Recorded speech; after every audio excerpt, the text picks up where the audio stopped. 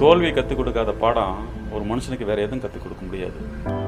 தோல்வியை நினச்சி தோழக்கூடாது. அது ஒரு அனுபவமாக எடுத்துக்கிட்டு அதுலேருந்து நம்ம பண்ண தப்புகள் எல்லாம் நிவர்த்தி பண்ணிக்கிட்டு அடுத்த ஸ்டெப்புக்கு ட்ரை பண்ணோம். என்னுடைய படிப்பு ஒரு எஸ்எஸ்எல்சி தான். சரியான ஒரு வருமானம் கிடையாது.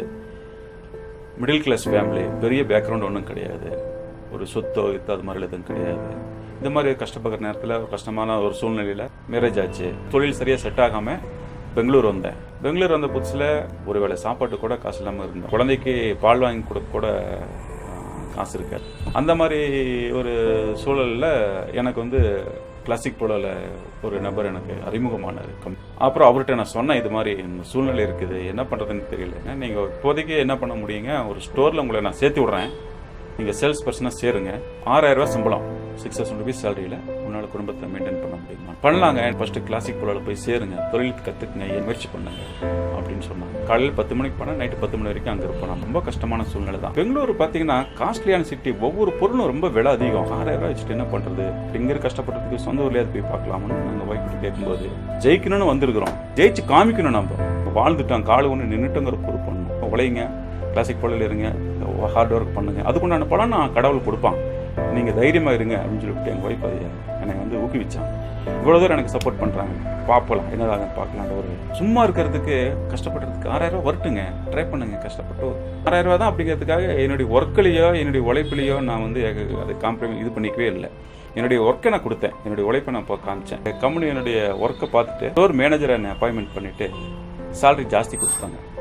அப்படி வந்துட்டு இருக்கும்போது இன்க்ரிமெண்ட்டு, இன்சென்டிவ் அப்படி இப்படின்னு எனக்கு ஒரு 15,000 எனக்கு ஓரளவுக்கு கொஞ்சம் வருமானம் இன்க்ரிமெண்ட் ஆயிடுச்சு. எந்த கஸ்டமருக்கு ஸ்டாக் இல்லை, சைஸ் இல்லைன்னு சொல்லவே கூடாதுன்னு முடிவு பண்ணிட்டேன். கஸ்டமரை மட்டும் நான் விடவே மாட்டேன். நான் ஃபர்ஸ்ட் சேல்ஸ் பண்ண வரும்போது எந்த மரியாதை நம்ம கொடுக்குறோமோ அதே மாதிரி நாளைக்கு அவன் ஒரு கம்ப்ளைண்ட் வந்து சொல்ல வரும்போது அந்த மரியாதை கொடுக்கணும். பிராண்டு சூப்பராக இருக்குது, சரி நாமளே ஃப்ரான்ச்சைஸி எடுத்துடலாமா யோசனை வந்தது. பட் அதுக்குண்டான அமௌண்ட்டு இதெல்லாம் ரெடி பண்ணுமே யோசனை பண்ணி கொஞ்சம் சேவிங்ஸு இன்வெஸ்ட்மெண்ட் பண்ணி ஒரு ஸ்டோர் ஓப்பன் பண்ணி பார்க்கலாமா அப்படின்னு ஒரு ஐடியா மனசில் ஓடிச்சு.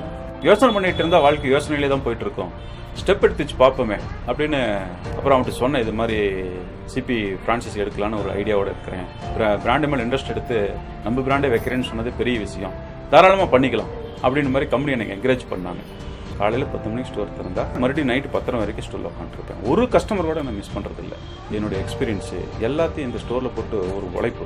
2.5 லட்சம் இருந்த பிஸ்னஸ் டக்குன்னு பம்ப் ஆகி ஒரே மாதத்தில் 4 lakhs 4.5 lakhs வந்துருச்சு. கஸ்டமர் வந்து பார்த்தாங்கன்னா போட வைங்க, போட வச்சு பார்த்தீங்கன்னா அந்த கஸ்டமர் கண்டிப்பாக திருப்தி ஆகும். ஏன்னா நம்ம பிராண்ட் அப்படிப்பட்ட பிராண்டு சூப்பராக இருக்கும், குவாலிட்டியும் சரி, அது லுக்கும் சரி, ப்ரெசன்டேஷனும் சூப்பராக இருக்கும். ஒரு வாட்டி ஒரு புது கஸ்டமரோட என்ட்ரி ஆகிட்டு போயிட்டாங்கன்னா அவங்களுக்கு நமக்கு ரெகுலர் ஆகியே இருப்பாங்க.